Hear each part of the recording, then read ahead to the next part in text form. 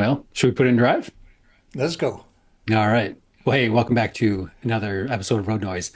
And I'm sure glad you're hanging out with Dad and I. And as we kind of continue to reflect back on 50 plus years now of God's faithfulness in the ministry that He has called Mom and Dad to.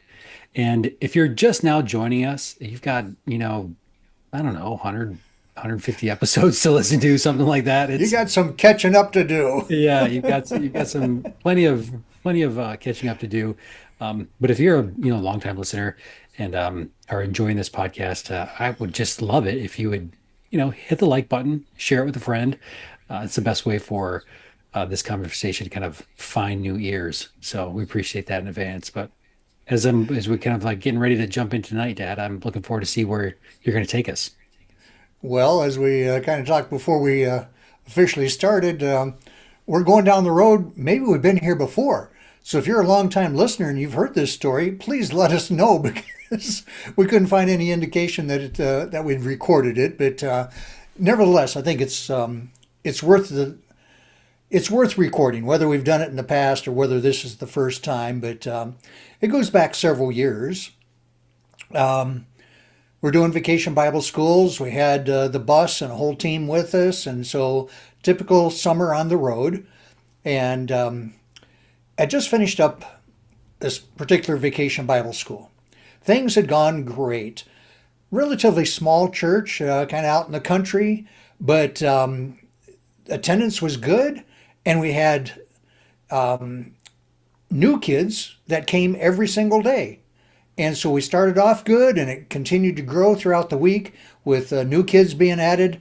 So by the time we got to Friday, we had this small church was pretty much full. And so that was a great day. And anyway, so it was a morning Bible school.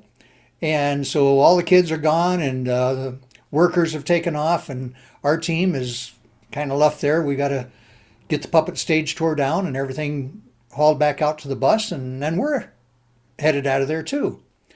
Well, anyway, so we had everything all loaded up, and I go back into the church to say goodbye to the pastor. He was the only one left, and anyway, so I go back in, and we stood there and talked for just a little bit, and we take off. We go out the door, and he says, "Well, here, I'll walk out with you." And so the two of us left the building. And as we got outside on the front porch there, he turned around and, I mean, everything was done. He shut the lights off and so forth. And so the only thing left to do is lock the door. So he puts the key in the door, locks it, turns to me, and he says, "Well, that's it. I'm done." Now, silly me, I thought we're talking about Vacation Bible School.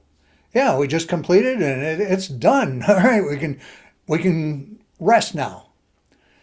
But then he went on to tell me that no, he had told the church that he would stay at the church until Vacation Bible School was over, and then he's done. He was headed home, but no real intent of going back. He was done. So I had to inquire, so what church are you heading to now? And that's when he opened up and he says, "Well, Sheldon," he says, "I'm not going to another church." He says, "I've taken a job at a factory and I'm going to be working there." He says, "I need to take care of my family, and I can make a whole lot more money at this factory than I can staying here at this church. So I'm done." And my heart went out to this man. He was a good guy as far as I could tell. I know I hadn't heard him preach, but I mean, he was good with people and a lot of fun to be around and so forth. And I'm thinking, we need a guy like this in ministry. But I get it. He's got a responsibility to take care of his family. And yeah, God can call somebody into a ministry and it might be just for a short time and then move them to something else. I can't answer that. I have no idea how that works. Now, have heard it said that if God calls you, he's going to keep on calling you. Well, I get it. I mean, I felt that call, and here we are going into what this year will be number 52 of being involved in this ministry. Have I thought about leaving? Oh, yeah. There's been times, but the call's still been there, and I'm still going.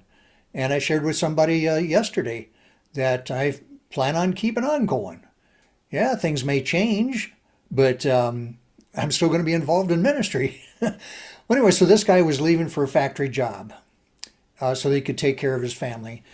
Being a pastor is not an easy job. You're constantly dealing with people, and as hard as it is to understand, yeah, even God's people can be difficult to work with at times. And I'm sure a lot of pastors, have come to the realization that you're not going to make everybody happy all the time. But I'm sure some of the time they wonder, am I making anybody happy? I mean, being a pastor is a tough job. You're dealing with not only your own problems, but problems of other people, and they're sharing things with you that just lay on your heart and are burdensome. And so, with this podcast, I just want to encourage you, those that are watching, those that are listening, encourage your pastor.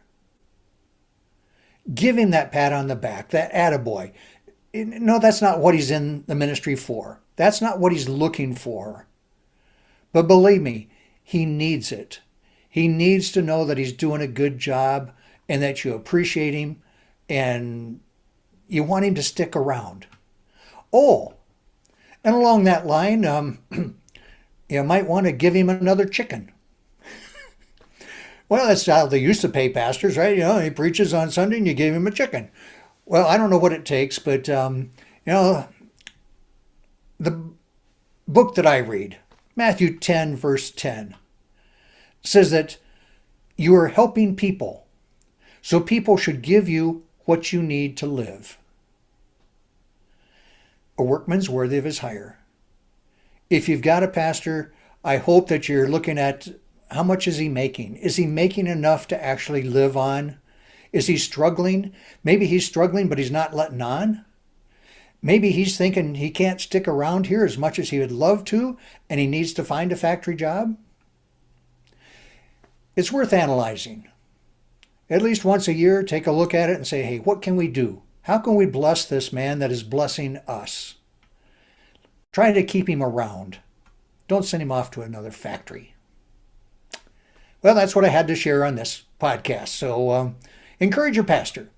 He'll Yeah. appreciate it. What a great reminder. And I mean, that's a very real story. Countless times with countless pastors who step out of ministry for whatever reason. And maybe it's, precisely what God's calling them to do.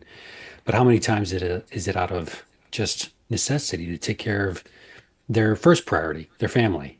And that is a hard, hard decision or a hard spot to be in for sure. And what a great reminder, though, that we have agency. We can bless those that are caring for us in that way. And it's up to us to do so. So, I mean, they're reliant on our generosity, our willingness to serve, our willingness to partner with them in the gospel. And what an important role, yeah, that we all have to making sure that our pastors do stick around. Yeah.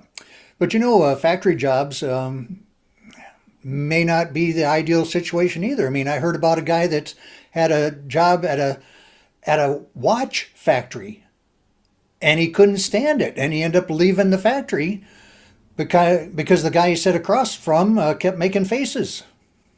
Hey,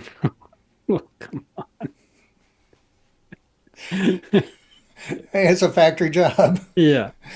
Did you hear about the guy that had a job in Mexico and quit it? Mm-mm. Yeah, he said it didn't pay so well. Peso. I've thought about leaving the ministry, here in Michigan. I mean, we used to be based in Alaska and just going back to Alaska and panning for gold, but I'm not sure everything would pan out. Mm. So, It didn't pan out for any that tried. Okay, maybe I got to keep my day job and stay in Yeah. the ministry here. That reminds me, though, you probably have a whole slew of prospector jokes and Yeah. probably run through at some point. This is Oh boy. well. Hey, thanks for the chuckle, and also just thank for the reminder and bringing that story to us. And yeah, let's park it here, and we'll pick it up again next week.